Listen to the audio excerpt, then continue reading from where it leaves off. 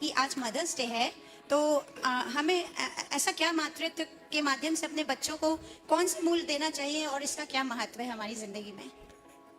एक बार तो इस दंपति के लिए जोरदार अभिनंदन कर दीजिए। ये प्रामाणिक समूह के बड़े सक्रिय और समर्पित कार्यकर्ता है और गुनायतन से तो संबद्ध है ही। चेन्नई में रहते हुए भी अपनी सेवाएं बहुत अच्छे से दे रहे हैं। आपने मदर्स डे के दिन मातृत्व का मूल्य बोध कराने की बात की।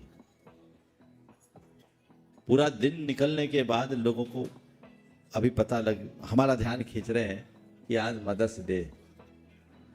हमारी संस्कृति तो माता पिता के स्मरण से ही दिन की शुरुआत करने की संस्कृति है।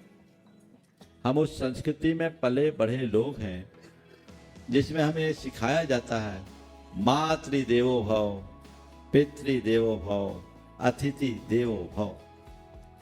मेरे माता देव स्वरूप हो, मेरे पिता देव स्वरूप हो और मेरे घर में आगत अतिथि भी देव स्वरूप हो। कितना उच्च। ओम शांति। आज क्या हो रहा है? गर्मी ज्यादा लग रही है, बर्दाश्त करो। हम लोगों को देखो, हम कितने मजे से बैठे हैं।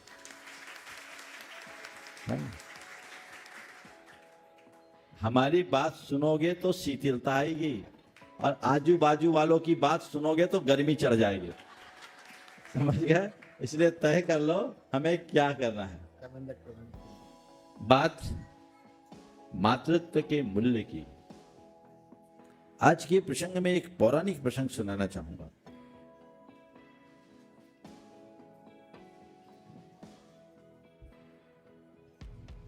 देव की रानी, देव की कौन थी? श्री कृष्ण की मां। वह अपने आंगन में पड़गाहन के लिए खड़ी थी, प्रतीक्षारत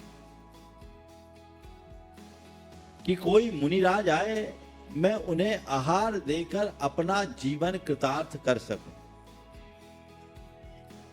भाग्य से दो चारण रिद्धिधारी मुनिराज उसके आंगन में एक साथ पधारे। भक्ति भाव से देव की रानी ने उनका सत्कार किया, अभ्यर्थना की और अपने घर में ले जाकर आहार कराना शुरू किया। लेकिन उन मुनिराजों को देखकर उसके मन में भक्ति की जगह मातृत्व मरने लगा।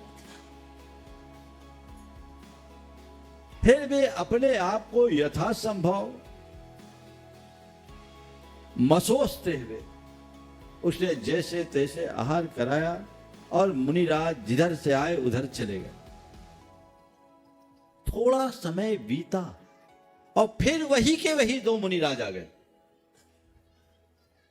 अब की बार उन्हें बड़ा आश्चर्य हुआ कि मुनि महाराज 24 घंटे में एक ही बार आहार पानी ग्रहण करते हैं, अभी मैंने आहार कराया और फिर आ गए। लेकिन देव की पक्की थी, उसने शंका नहीं की। कहा इस समय शंका का वक्त नहीं, कर्तव्य का वक्त है। और उसने फिर भक्ति भाव से उन्हें पड़गाया और आहार कराना शुरू किया। लेकिन इस बार और अधिक मातृत्व बढ़ने लगा। महाराजों का आहार हुआ, महाराज वापस आकाश मार्ग से चले गए। थोड़ा समय बीता, फिर वे दो महाराज आ गए। अब की बार तो देवकी से रहा नहीं गया, उसका बांध टूट गया और उसके आंचल दूध से भींग गए। ऐसा मातृत्व उमड़ा। महाराजों ने आहार लिया और वो चले गए, पर देवकी के मन में एक बड़ा सवाल खड़ा कर गए कि मुनि महाराज 24 घंटे में एक ही बार आहार लेते हैं, 3 बार क्यों आए? और वो चारण रिद्धिधारी महाराज थे, झूठे साधु को रिद्धि तो होती नहीं, तो साधु तो पक्के ही होंगे। तो ये 3 जोड़ी आए, कौन थे? और इनको देखकर मेरे हृदय में भक्ति उमड़नी चाहिए, मातृत्व क्यों उमड़ा? किससे पूछे? पहुंच गई भगवान नेमिनाथ की शरण में और उसने भगवान से पूछा कि भगवान आज मेरे साथ ऐसी ऐसी घटना घटी है, इसकी क्या वजह है? तो भगवान नेमिनाथ ने जो बात कही, हर व्यक्ति को अपने हृदय में उसे अंकित कर लेना चाहिए। भगवान ने कहा, देवकी ये मातृत्व की महिमा है, देवकी ये मातृत्व की महिमा है। तुझे नहीं पता कि वे मुनिराज कौन थे? वे एक ही मुनिराज 3 बार नहीं आए, वो 6 के 6 अलग अलग मुनिराज थे और 6 के 6 तुम्हारे ही पुत्र थे।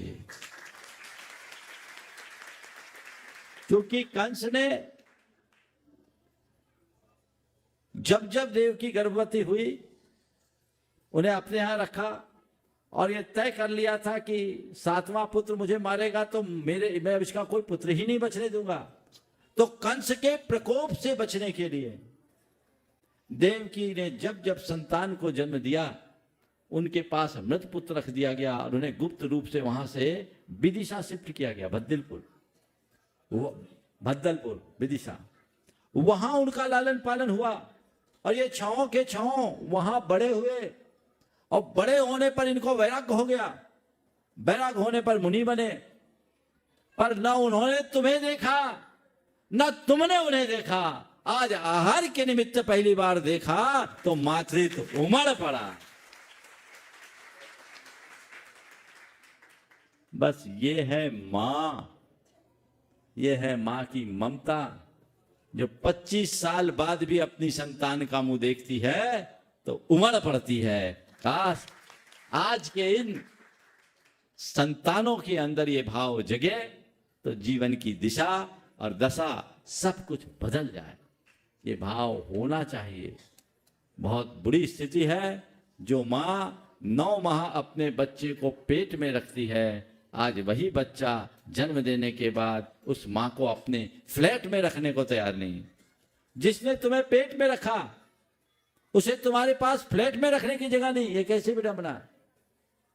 एक बात सदैव ध्यान रखना, संसार में सब दूसरी बार मिल सकते हैं, पर एक मां है जो दोबारा नहीं मिल सकती।